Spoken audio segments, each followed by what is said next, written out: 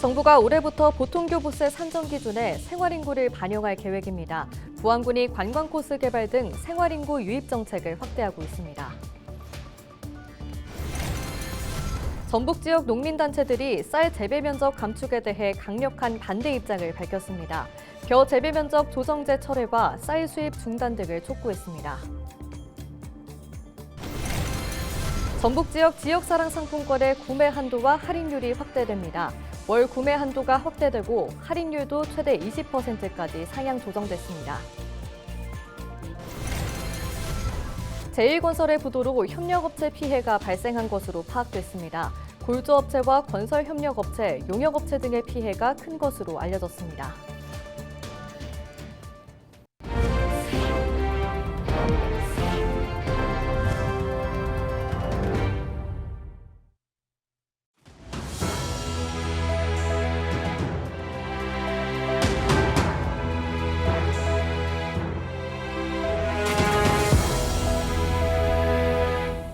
시청자 여러분 안녕하십니까? 헬로티비 뉴스입니다.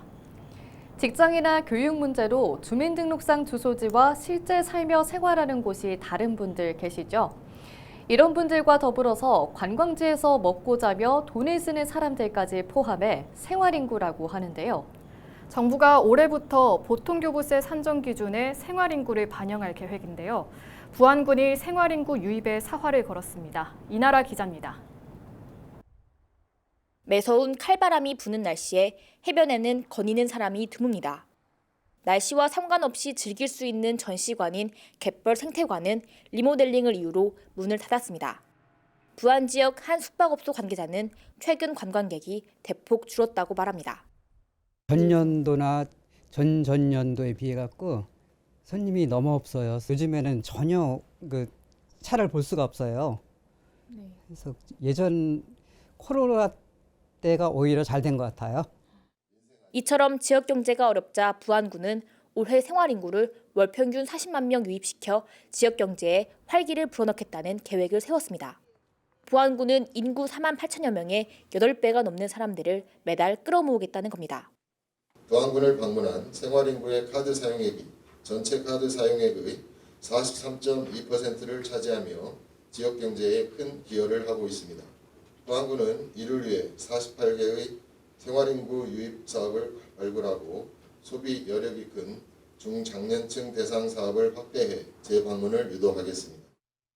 통계청이 낸 자료를 보면 지난해 6월 기준 부안군 생활인구는 약 36만 명. 방문객 수는 여름에 비해 겨울에 월 평균 최대 40만 명가량이 줄어듭니다.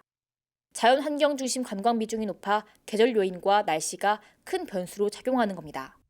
생활인구 40만 명 유치가 가능하겠냐는 질문에 부안군은 숙박 쿠폰과 관광 코스 개발, 축제 활성화 등을 통해 목표를 달성하겠다고 밝혔습니다.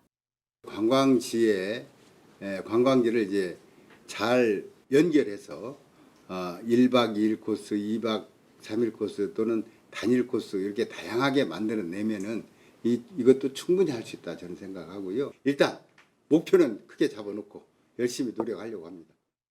생활인구가 부안군을 경기 침체와 소멸 위기에서 끌어낼 수 있을지 주목됩니다. 헬로티비 뉴스 이나라입니다. 전북 지역 농민단체들이 정부의 쌀 재배 면적 감축에 대해 강력한 반대 입장을 밝혔습니다. 전국 농민회 총연맹 전북도 연맹 등은 13일 기자회견을 열고 정부가 쌀 재배 면적 조정제를 밀어붙이는 의도가 식량 자급률을 낮춰 쌀을 수입하기 위함이라고 주장했습니다. 또 감축 면적을 농가에 할당해 강제하는 방식은 농민의 영농권을 침해하고 반헌법적이라며 정부의 벼 재배 면적 조정제 철회와 쌀 수입 중단 등을 촉구했습니다. 전북 지역 지역사랑 상품권의 구매 한도와 할인율이 확대됩니다. 전북특별자치도는 이달 지역사랑 상품권 발행 규모는 평균 936억 원보다 2배가량 많은 1,845억 원이라고 밝혔습니다. 월 구매 한도는 70만 원에서 100만 원으로 확대하고 할인율도 최대 20%까지 상향 조정했습니다. 전북도는 본 예산에 편성된 73억 원을 시군에 집행하고 추가 경정 예산 50억 원을 편성해 소상공인의 매출 회복을 지원할 예정입니다. 전북 지역 건설업체인 제일건설의 보도로 협력업체 100여 곳에서 200억 원대의 피해가 발생한 것으로 파악됐습니다. 지난달 3일 부도 처리된 제일건설 협력업체들은 최근 제일건설 채권자협의회를 구성하고 공동 대응에 나서기로 했습니다. 채권단 협의회는 제일건설 부도로 피해 업체가 현재까지 100여 개에 달하며 피해 금액은 200억 원을 넘을 것으로 추산했습니다. 특히 골조업체와 건설협력업체, 용역업체 등의 피해가 큰 것으로 알려졌습니다. 더불어민주당 전북특별자치도당이 13일 내란숙의 윤석열 구속 결의대회를 열었습니다. 전북도당은 주요 정무직 당직자에게 임명장을 수여한 후 참석자들과 함께 내란숙의 윤석열 구속이라고 적힌 피켓을 들고 구호를 외쳤습니다. 이원택 민주당 전북도당 위원장은 윤석열 체포영장은 국민의 법적 정의를 실현하기 위한 최소한의 과정이라며 최상목 권한대행에게 경호처 협조를 요청할 것을 촉구했습니다. 나머지가 멧돼지와 같이 농작물에 피해를 주는 유해 야생동물 포획에 나섭니다. 포획 대상은 멧돼지와 고라니, 까치 등으로 유해 야생동물 피해 방지단이 신고가 접수된 마을과 주변 지역을 수색합니다. 나머지는 야간과 공휴일에도 멧돼지 출몰과 같은 긴급 상황에 출동할 수 있는 기동 포획단도 운영합니다. 전북특별자치도가 아시안게임에서 베트남을 4강 진출로 이끈 박항서 축구감독을 명예 홍보대사로 위촉했습니다. 전북자치도는 박항서 감독의 도전 정신과 도전 가치가 깊은 연관이 있다며 박 감독과 함께 전북을 알리고 2036년 하계올림픽 유치를 위해 협력하겠다고 밝혔습니다. 어떤 행사나 전북도가 요청하면은 제가 제 스케줄하고 맞춰서 최대한 홍보대사의 역할을 다할 수 있도록 하겠습니다. 지난 12일 오전 11시 20분쯤 김제시 용지면의 한 돼지 농장에서 불이 나 2시간 20여 분 만에 꺼졌습니다. 이 불로 축사 한 동이 모두 타 새끼 돼지 500여 마리가 폐사하고 소방서 추산 8,300만 원 가량의 재산 피해가 났습니다. 소방당국은 축사 안에서부터 불이 시작된 것으로 보고 정확한 화재 원인을 조사하고 있습니다. 전북 일부 지방자치단체에서 청년 단기 일자리 사업의 지원 자격을 대학생으로 제한해 개선이 필요하다는 지적입니다. 전북 평화와 인권연대는 익산시가 이번 겨울 행정연수사업 참여자 150명을 모집하면서 신청 자격을 대학생과 휴학생으로 한정했다고 밝혔습니다. 정읍시도 동계 대학생 아르바이트 50명을 모집하면서 국내 소재 2년제 이상 대학에 재학 중인 자로 신청 자격을 제한했습니다. 단체는 지자체가 지원 자격을 학력이나 신분으로 제한하는 것은 차별이라고 주장했습니다. 반면 고창군이나 순창군은 행정인턴을 모집하면서 학력 조건에 제한을 두지 않았습니다. 전북특별자치도의회가 돌봄 통합 지원을 위한 포럼을 갖고 도 차원의 정책 방향 마련을 촉구했습니다. 전북도의회 농업복지환경위원회는 돌봄통합지원법이 지난해 3월 제정돼 2026년 본격 시작될 예정이라고 밝혔습니다. 하지만 현재 전북자치도의 경우 돌봄통합지원법에 대한 준비 과정이 미흡한 실정인 것으로 파악됐습니다. 전북도의회는 정책 포럼에서 제시된 다양한 제안들이 정책에 반영돼 전북자치도의 복지 정책이 한 단계 도약할 수 있는 계기가 되기를 바란다고 당부했습니다. 정읍시가 청년 구직 활동과 경제적 부담을 줄이기 위해 구직지원금을 지급합니다.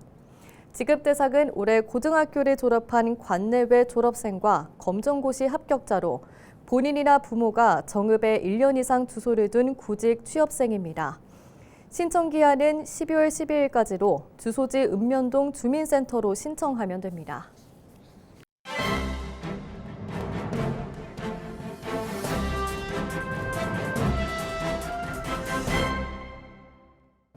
전북도민일보 기사입니다. 윤석열 대통령 탄핵 정국에서 더불어민주당과 국민의힘의 정당 지지율이 경쟁하면서 전북 정치권이 당혹해하고 있다고 합니다. 민주당의 절대 텃밭인 전북, 전남, 광주 등 전라 지역에서조차 정당 지지율이 50%대에 머물고 있다는데요. 한국갤럽이 지난 7일에서 9일 전국 유권자 1,004명에게 조사한 결과 국민의힘 지지율은 34%로 직전 조사인 지난해 12월 3주차 대비 10%포인트 상승했다고 합니다. 같은 기간 민주당 지지율은 48%에서 36%로 12%포인트 추락했다는데요.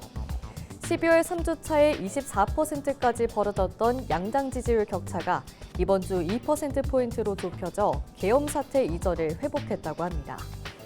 윤 대통령의 비상계엄 선포와 국회 탄핵 등을 고려하면 전라 지역에서 현재 민주당 정당 지지율은 충격 그 자체라는 것이 정치권 내 중론이라고 신문은 전했습니다. 지금까지 신문 브리핑이었습니다.